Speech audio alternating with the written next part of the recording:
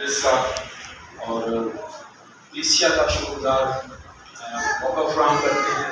اگرچہ بہت ٹائم بعد دفعہ گزر جاتا ہے، ہماری ملاقات آپس میں نہیں ہو پاتی، تو بھی خدا کا شکر ہو کہ جب ہمیں موقع ملتا ہے ضرور آپ سے بات کرنے کے لیے، ملنے کے لیے آ جاتے ہیں. مصروفیات میں کی بات کریں تو ہر شخص مصروف ہے. دوسرے دنوں میری ایک خادم سے بات ہوئی تھی تو مجھے کہنا کہ جب آپ راولپنڈی آتے ہیں تو پھر کیا کرتے ہیں باقی ٹائم میں؟ میں کہا ویلا ہی نہ. تو بتائیں آپ کے ساتھ ہی جانا ہوتا ہے؟ نہیں میں نہیں بزی ہوں نا، ویسے میں پوچھا نہیں. میں کہا میں تو فری ہوتا ہوں، اگر آپ ٹائم دیں تو میں آپ کے پاس آیا ہوں. اور بہت سارے سے ہم چرچ کی بات کرتے ہیں تو چرچ آنے کے لیے ہمارے پاس ٹائم نہیں ہوتا ہے. ہمارے چرچ میں بھی ایسا ہی ہے، وہ 100 کو کام ہوتا ہے تو جب دیکھا جاتا ہے کہ سنڈے آ رہا ہے، اوہو میں تو بہت بزی ہوں. اور اس طرح سے ہم خدا کو اتنا ٹائم نہیں دے پاتے. دنیا اگرچہ ترقی کر رہی ہے، دنیا اگرچہ بہت تیزی کے ساتھ وہ سمجھ رہی ہے کہ ہم نے بہت ساری چیزوں کو ہم کیچ کر رہے ہیں، پکڑ نہیں رہے، وہ چھوٹ رہی ہیں. آج ٹاپک کچھ اور ہے.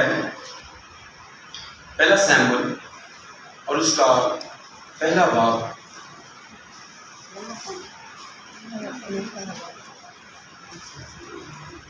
ٹائم ہمارا بڑی جلدی بھاگ جاتا ہے. میرے کو تو 15 منٹ رہ گئے تھے، 20 بھی تیرے گا رہے. تو اچھا کہتے ہیں لگنا ذکر کرو، کوئی بات نہیں، آپ مجھے 12 کو مجھے ٹھیک ہے. God bless you. پہلا سیمبل اس کا پہلا باب اور اس کی 4 آیتیں. اور جس دن الکانا ذبیحہ گزران تھا، وہ اپنی بیوی پننا کو اور اس کے ساتھ بیٹے بیٹیوں کو حصے دیتا تھا، پر حنا کو دونا حصہ دیا کرتا تھا، اس لیے کہ وہ حنا کو چاہتا تھا. لیکن خداوند نے اس کا رحم بند کر رکھا تھا اور اس کی سوچ اسے کڑھانے کے لیے بے طرح چھیڑتی تھی، کیونکہ خداوند نے اس کا رحم بند کر رکھا تھا اور چونکہ وہ سال بہ سال ایسا ہی کرتا تھا جب وہ خداوند کے گھر جاتی. اس لیے پننا اسے چھیڑتی تھی، چنانچہ وہ روتی اور کھانا نہ کھاتی تھی. سو اس کے خامند الکانا نے اس سے کہا، اے حنا، تو کیوں روتی ہے اور کیوں نہیں کھاتی، اور تیرا دل کیوں آزودہ ہے؟ کیا میں تیرے لیے 10 بیٹوں سے ہٹ کر نہیں؟ کلام خدا کا بڑا اور سنا جانا ہم سبوں کے لیے باعث برکت. حنا کے حالات اور پھر اپنے حالات پر غور کریں گے. اس میسج میں 3 حصے ہیں. اس کے حالات کیا ہیں، اس کے بعد اس کا ایک اور سٹیپ ہے، وہ اس کی دعا ہے، اور تیسرا جو سٹیپ ہے وہ اس کی برکت ہے. اور اس پر بات کرتے ہوئے ہم 3 شخصیتیں ہیں کتاب مقدس میں، ہم ان پر غور کریں گے. ہم بھی بہت دفعہ حالات کے مارے ہیں، ہمارے حالات ٹھیک نہیں، اور حنا بھی حالات کی ماری ہے. اس کی حالات اس قدر خراب ہیں، اولاد اس کے پاس نہیں ہے. اگرچہ شوہر پیار کرتا ہے، لگتا ہے کہ خدا نے اس کا رحم بند کیا، اور یہاں لکھا ہے کہ خدا نے اس کا رحم بند کیا. اس کی سوچ، کیونکہ اس کے شوہر کی 2 بیویاں ہیں، جو دوسری ہے وہ بچوں والی ہے، اور وہ اس کو بری طرح سے چڑھاتی رہتی ہے، چھیڑتی ہے، اسے بے چین کرتی ہے. اور جب وہ اس کو چھیڑتی ہے تو وہ اپنی روح کے اندر تک اس دکھ کو، اس کرب کو، اس رنج کو، غم کو فیل کرتی ہے، اور اس قدر اس کی روح بھی مست ہو جاتی ہے کہ وہ رونا شروع کر دیتی ہے. وہ اس قدر پریشان رہتی ہے اور اس قدر اس کا دل آسودہ رہتا ہے اور یہاں لکھا ہے کہ وہ روتی رہتی.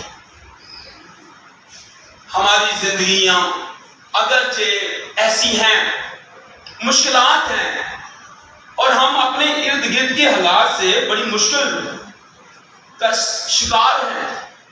ملکی حالات ہو سکتے ہیں، خاندانی حالات ہو سکتے ہیں، مالی حالات ہیں ہمارے. اور میں جب اس کو دیکھ رہا تھا کہ کیا حنا آج میرے لیے ایک ایسا نمونہ چھوڑ رہی ہے، اور اس کو میں نے کیسے کیچ کرنا ہے، اپنی زندگی میں کیسے اپلائی کرنا ہے. اور یہاں پر اس کا شوہر سے محبت کرتا ہے، دونے حصے دیتا ہے، کہتا ہے کہ میں تیرے لیے 10 بیٹوں سے بڑھ کر ہوں.